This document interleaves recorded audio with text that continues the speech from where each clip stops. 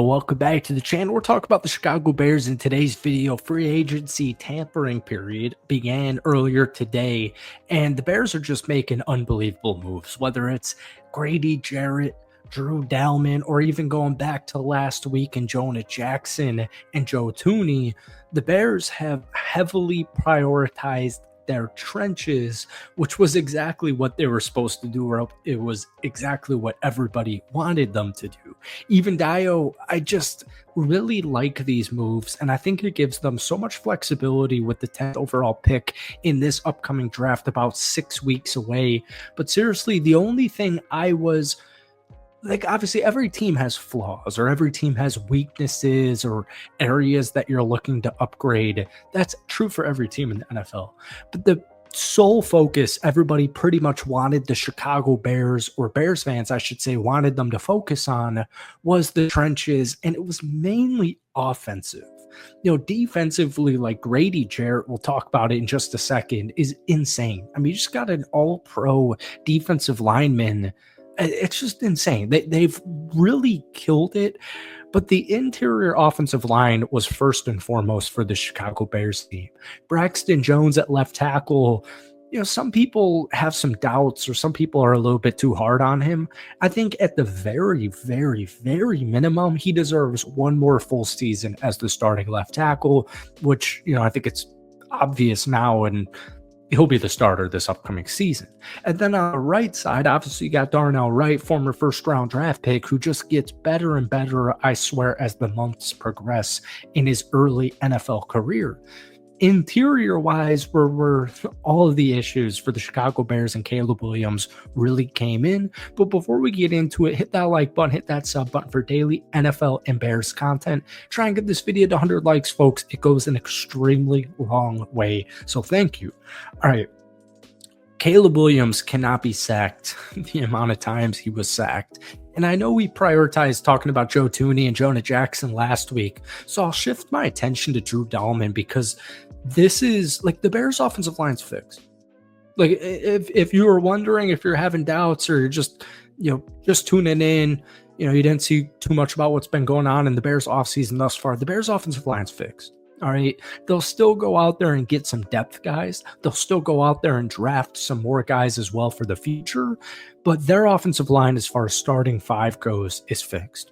Drew Dalman was probably, he was the best center available in this year's free agency class, but he was probably the most underrated offensive lineman out there 1 year ago. But unfortunately, last year, his season, it was kind of cut in half because of an ankle injury. But the Bears agreed earlier this morning to a 3-year, $42 million deal with Dalman.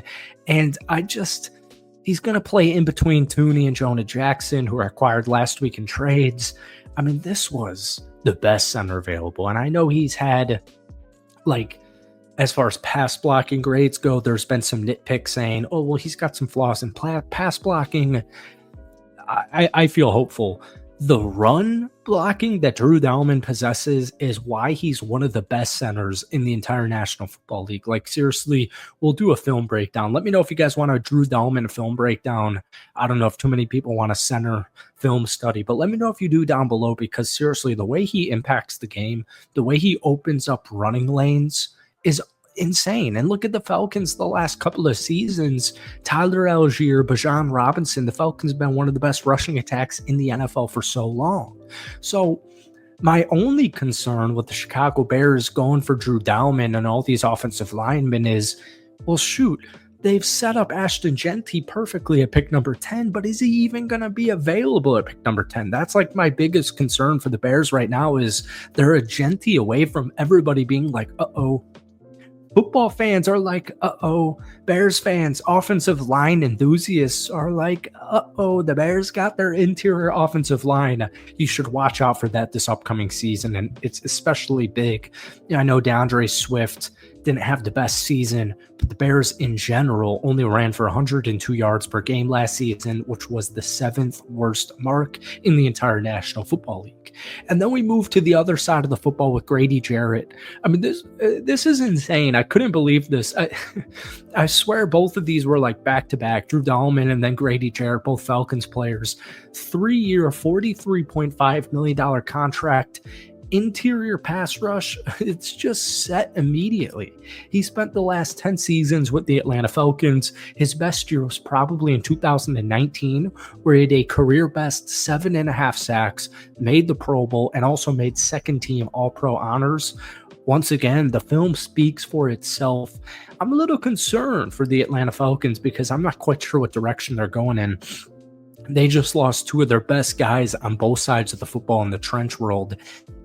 Grady Jarrett's a Chicago Bear. You're pairing up with Montez Sweat, Dexter, and now Dayo Odeyingbo, which I have to say his name slowly. They got their guy. They got their edge rusher. And once again, it really opens up what they're going to be able to do at pick number 10, whether that's go for a running back, go for an offensive lineman, go for a defensive lineman, go for the best player available, trade down from the 10th pick. Everything the Bears have done in the last week gives them so many different options they can do in the first round and in the entire NFL draft. But this is a really intriguing guy.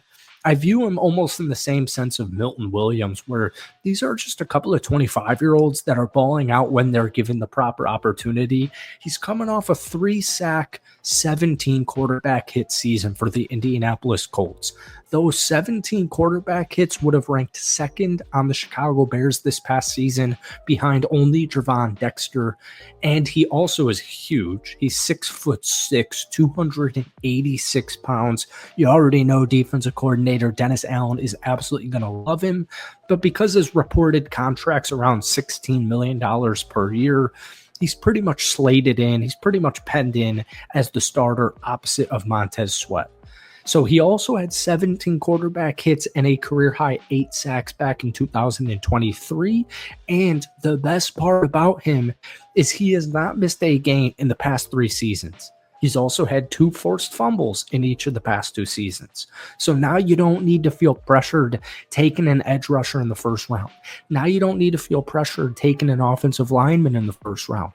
It gives Ryan Poles and the Bears front office so much flexibility, so much creativity for what they're trying to do for the rest of free agency and also for the upcoming NFL draft that's about 6 weeks away from the time of this recording. So if we're adding in last week's Jonah Jackson move, right? If we're adding Joe Thuney and Jonah Jackson to Grady Jarrett, Dayo, and Drew, I mean, the Bears are an A+.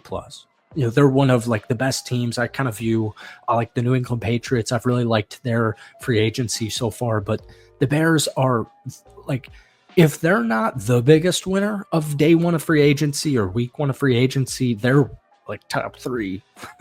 So that's it for today. Like button, hit that sub button for daily NFL and Bears content. But guys, give me your grade for the Bears free agency period thus far. We'll see you soon. Peace.